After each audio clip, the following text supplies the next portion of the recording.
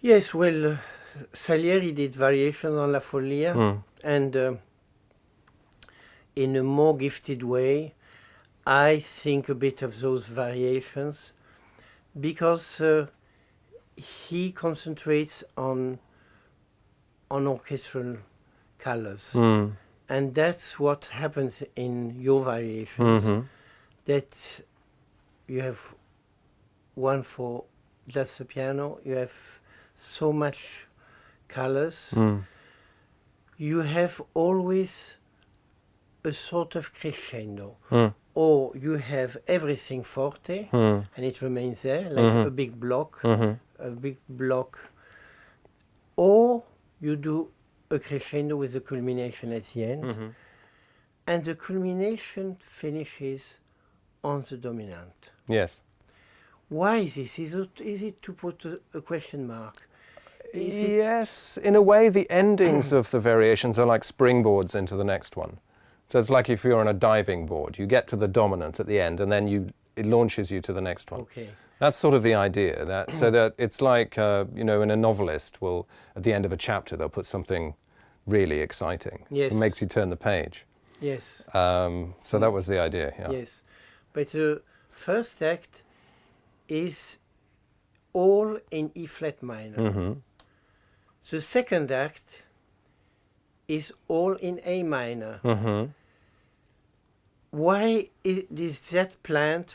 Probably. A tritone, yeah, it's the ultimate sort of, it's as far away as you can go, Dalloway is one universe, different universe. And they are very far from each other. Yes, couldn't be further. And La Follia was always composed in D minor. D minor, exactly, yeah. So you have one variation in D minor. Yeah, exactly. And all the rest in A minor. Yeah, sure. Now we come to the waves. Yeah. This sort of postlude has a voice. Yeah. Is it because of Mahler? Because of your love to Mahler? I do love Mahler. Yeah, I sure, know. Of course. I know, and one feels it. You hear it, yeah, right. Is it your love to Berio and his influence on you? Because sure. I feel it has to be a voice without vibrato. Yes. It has to be like in the Berio Sinfonia. Right. Really not. One could do it with a child. Yeah. One could do it with a child, like Bernstein did Fourth Mahler. Right, Mahler 4, yeah. With a child.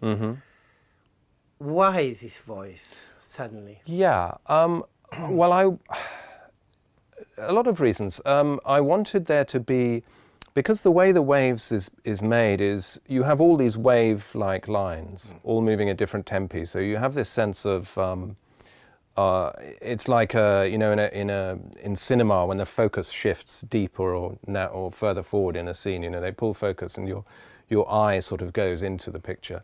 All of these interference patterns between the waves give a kind of a sense of continual movement and shifting of perspective, which I think evokes a kind of oceanic feeling.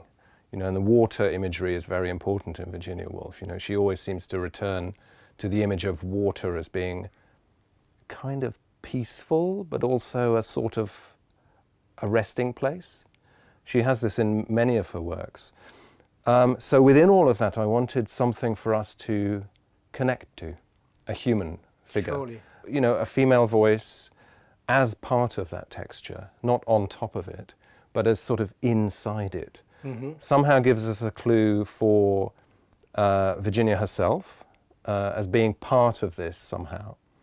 And yes, you're right. The way the voice is handled, it's not a soloistic vocal line. It's part of the instrumental texture, as in Berio, as in